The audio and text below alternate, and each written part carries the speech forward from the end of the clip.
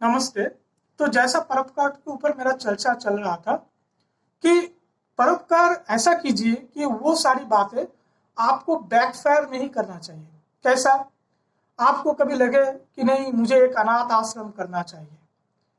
अभी आप वो अनाथ आश्रम में एक बार घुस गए तो इतना कर्म बंधन में आप आगे फांस जाओगे, आध्यात्म से आप बहुत दूर चले गए। मुझे कोई वृद्धाश्रम करना है, मुझे गरीबों के लंगर खिलाना है। लंगर खिलाने के लिए 1 महीने तक आप डोनेशन के लिए बाहर निकल गए थे। आपका पूरा आध्यात्मिक काम खराब हो गया।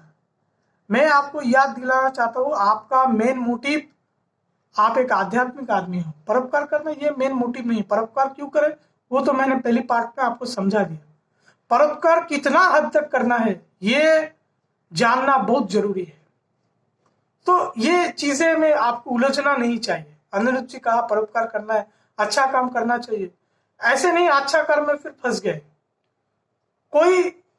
ये बहुत स्वाभाविक है कि आप अगर किसी के लिए भला करते हो आखिर में आपको गाली मिलेगा।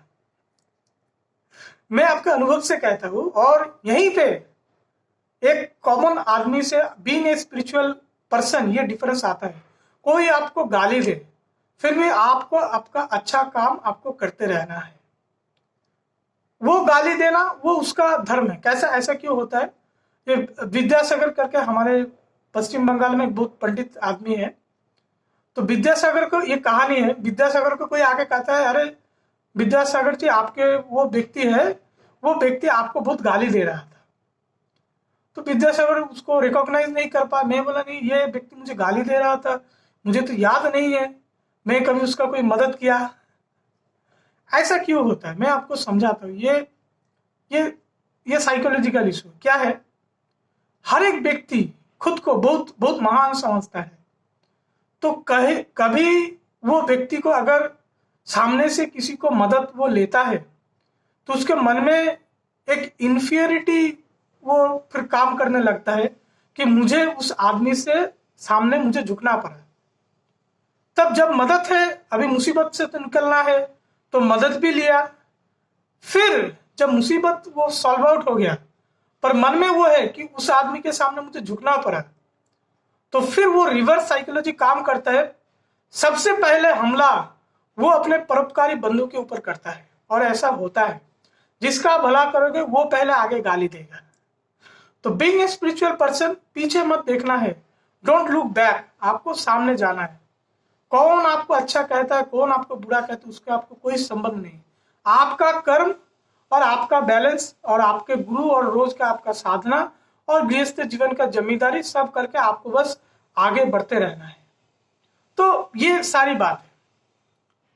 आध्यात्मिक जीवन में लोग बहुत एक्सप्लॉइटेड होता है। कैसे मैं आपको कहता हूँ, कहानी आपको बताता हूँ क्या है मेरे जिंदगी का क्या अनुभव था।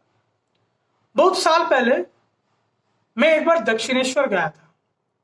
और मैं तो काफी कोई कोई मंदिर में जाता हूँ, मंदिर के पहले जो जब गरीब भाई बंधु सब बैठते हैं वो मेरा पहले वो फोकस रहता है। तो बहुत सारा चिल्लर मैं लेके गया था बहुत साल पहले दक्षिणेश्वर। आज का बात मैं नहीं कर रहा हूँ, 10 साल पहले की बात आप ले लो। गया, बहुत सारे गरीब भाई बंधु बैठे हुए हैं और मैं अपने दोस्त के साथ गया। तो मैं एक लाइन से फिर उन सभी गरीब भाई बंधु को थोड़ा थोड़ा चिल्लर में देते देते मैं जा रहा हूं। तो उधर दूर जो लोग बैठे हुए थे उन लोगों को लगा कि शायद इनके पास पैसा खर्चा हो जाएगा, तो ये भाग के आ गए मेरे तरफ। और भाग के आके सब मेरे को घिर लिए और घिर के मेरे हाथ में जितना भी पैसा था मेरा मुट्ठी मुट्ठी को चिमटा करके ऐसा खींच के माने छीन के ले गए सारे पैसे। उन लोगों को बिल्कुल भी, वो गरीब भाई बंधु को बिल्कुल भी परवाह नहीं है कि मेरे को दर्द हो रहा है, मेरे हाथ में लग सकता है। ऐसा करके सारा पैसा वो गरीब लोग मेरे को घेर के सब लेके चले गए। और जो मेरा दोस्त था उसको पहले ही अंदाजा हो गया था, वो दूर दूर जाके खड़ा हो गया। और जब सब लूट के चले गए, सब छीन के लेके चले गए, तब मैं उसके तरफ देख के मैं मुस्कुराता रहा, बोला सब चला गया। तो वो बोले ठीक है चलो कोई बात नहीं। तो उधर दक्षिणेश्वर से फिर पूरा अद्यापीठ में भोग खाया और वापस आया, सब वो दोस्त के खर्चे में। और घर आके फिर मेरा जो शेयर बनता है बाद में उनको वो पैसा मैं लौटा दिया। तो ये मेरे लिए एक अनुभव है कि आप किसी को मदद कर रहे हो, सामने वाला आपको परवाह नहीं करता। ये घटना। दूसरा एक सीख क्या है, कभी भी आप अगर कुछ अच्छा काम करते हो, वो अच्छा काम बिल्कुल आपके घर से बिल्कुल नहीं करना, आपके आइडेंटिटी से बिल्कुल नहीं करना। कैसा? मेरे घर में कोई अगर कोई कोई मुसीबत लेके आता है, मैं उसको भगा देता हूँ। मैं काम करता हूँ हमेशा ग्रुप में, और जहां पे मेरा खुद का कोई आइडेंटिटी ना हो, आइडेंटिटी रहे वो संस्था का, वो ग्रुप का, मैं चुपचाप पीछे जाके वॉलंटियर करके चला आता हूँ। ऐसा क्यों? बहुत साल की पहले की बात है, मेरा मम्मी के पास में कोई बस्ती था, वहां से कोई गरीब भाई बंधु आए और बोले कि मेरे लड़की का शादी है, आप कुछ हेल्प कीजिए। तो मेरा माँ उसको एक साड़ी निकाल के दिए और कुछ पैसा उनको दिए और चले गए। उस घटना का 1-2 महीने बाद फिर वहां से लोग आए, फिर बोले शादी है, और फिर उस दौरान में शायद मेरा माता जी उसको साड़ी दे पाए, कपड़ा दे पाए, नहीं दे पाए, कुछ पैसा देकर उसको भेज दिए। फिर 1-2 महीने फिर वापस से वो लोग आ गए, अभी घर का शादी है। अभी मेरा मम्मी को बोला अभी ये क्या है, पहले तो ये लोग बिल्कुल नहीं आते थे, अभी 1-2 महीने पहले फिर से शादी है करके फिर आ जा रहा है। मम्मी ने इस बार कोई रिस्पॉन्स नहीं किया, और वो लोग मेरे घर के दरवाजा 1 घंटा तक पीटते रहे, 1 घंटा तक कॉलिंग बेल बजाते रहे, बहुत झमेला किया। और मेरा मम्मी एकदम चुपचाप अंदर बैठे हुए, मैं भी तब घर में नहीं था, और 1 घंटा तक वो लोग झमेला करके फिर वापस गए। तो आप सोच सकते हो, किसी को अगर आप अपना हाथ देते हो ना, वो जरूरत पड़े तो आपका हाथ भी उखाड़ लेगा, और ऐसा चलता है। तो जब आप परोपकार करते हो, कभी अपने घर में तो बिल्कुल किसी का मदद नहीं करना, तब देखना एक के बाद सब आ रहे हैं और घर आपका सेवाश्रम बन गया, और घर में ही सब गरीब लोग बैठे हुए, आप घर के बाहर। बिल्कुल हो सकता है, ऐसा होता है बहुत बार। ऐसा कोई पार्टी ऑफिस घर में बना देता है, कोई क्लब घर में खोलने के लिए दे देता है, तो कुछ साल बाद क्या होता है, क्लब ही वो मकान में रहता है और मकान वाले सब बाहर। तो दूसरे के लिए जो प्यार मोहब्बत किसी के लिए भी हो, कितना करना है, कितना हद तक करना है, बिल्कुल ये सीख आप लोगों को पता चल रहना चाहिए। मेरे जिंदगी के अनुभव से ये सारी बातें मैं आपको बता रहा हूँ। मैं कभी भी किसी को मैं मदद करता हूँ, कभी भी मैं मेरा घर का एड्रेस, मैं कभी भी खुद का आइडेंटिटी वो मैं शेयर नहीं करता हूँ। तो सारी जो पॉइंट मैं आपको बताना था मैंने बता दिया। कंक्लूड करता हूँ। पहले तो डोंट हेल्प अंटिल आस्क्ड, पहला नियम।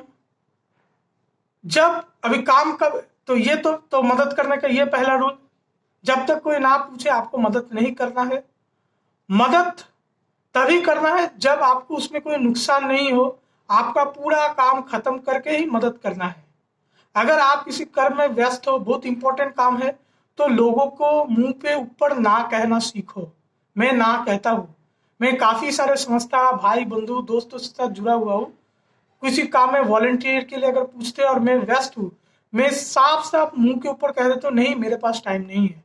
और जो लोग मुझे जानते हैं, मेरे ना के ऊपर वो दूसरी बार रिक्वेस्ट भी नहीं करते हैं, क्योंकि मेरा ना मतलब ना ही होता है। आप भी ऐसा करना सीखिए। खुद का नुकसान नहीं करना, घर से किसी का मदद नहीं करना, और खुद का आइडेंटिटी कभी रिवील नहीं करना। हमेशा किसी संस्था के पीछे या 5 आदमी मिलके करना। कोशिश कीजिए किसी संस्था से डायरेक्ट इन्वॉल्व नहीं होने के लिए, जहां पे आप होके फिर वो एडमिनिस्ट्रेटिव कॉस्ट में फिर वो पूरा खर्चा निकल जाएगा। और ऐसा परोपकार कीजिए जो चीजें फिर वो वापस नहीं आए। ऐसा परोपकार में आप उलझ गए कि फिर वही उसका एक्शन रिएक्शन फिर जिंदगी परोपकार पे निकल गया, साधना फिर खत्म हो गया। तो ये सारे कुछ बातें जो आप लोगों के साथ शेयर करना था वो मैंने कह दिया। तो ये पहली बात है, तो परोपकार करना चाहिए। तो अभी आध्यात्मिक का जो पहला क्रम था ये तो है आम आदमियों के लिए, जिसमें थोड़ा बहुत आध्यात्मिक चेतना जगा हुआ है। अभी दूसरा पहलू क्या है, जब सही में आप आध्यात्मिक कर्म में जुट जाते हो तो ये परोपकार का कहानी पूरा बंद हो जाता है। कैसा कहानी बताते हैं आपको। रामदास काठिया बाबा का कोई किसी आश्रम में अपने शिष्यों को वो आश्रम के काम में लगा देते थे। तो शिष्यों ने बोला, भाई आप साधना के लिए आप मुझे टाइम नहीं देते हो, आप आश्रम में काम पे आप लगा देते हो। तो रामदास काठिया बाबा ने बोला, तुम लोगों का अभी उतना औकात नहीं है कि तुम लोग साधना कर पाओ। तुम लोगों का जो साधना है